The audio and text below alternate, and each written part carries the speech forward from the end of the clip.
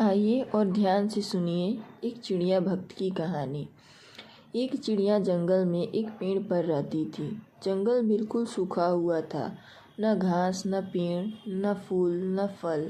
जिस वृक्ष पर चिड़िया रहती थी उस पर भी सिर्फ सूखी टहनियाँ थीं, पत्ते भी नहीं थे।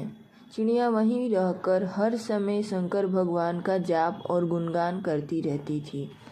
एक बार नारद जी जंगल में होकर जा रहे थे। चिड़िया ने देख लिया, तुरंत आकर बोली, नारद जी आप कहाँ जा रहे हैं? नारद ने कहा, शंकर जी के पास जा रहा हूँ।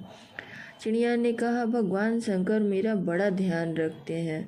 मेरे सूखे जंगल के बारे में उन्हें पता नहीं है शायद। कृपया उन्हें कह दीजिएगा मेरे जंगल को हरा भरा कर दें। नारद जी शंकर जी के पास जाकर चिड़िया के जंगल की बात की।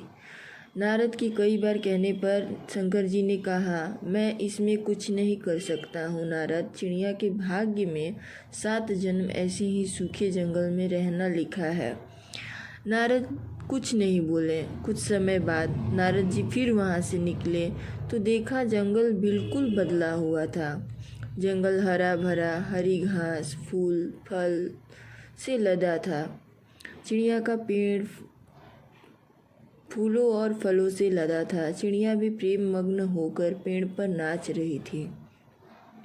नारद जी ने सोचा, शंकर जी ने मुझसे झूठ बोला, आखिर क्यों? नारद जी ने शंकर जी से जंगल के हरे भरे तथा चिड़िया के बारे में पूछा तो शंकर जी ने कहा कि मैंने चिड़िया को कुछ नहीं दिया, फिर भी मेरा गुणगान करती रहती है। उसकी भक्ति, विश्वास और प्रेम की वजह से मुझे 7 जन्म काट कर सब चिड़िया को देना पड़ा।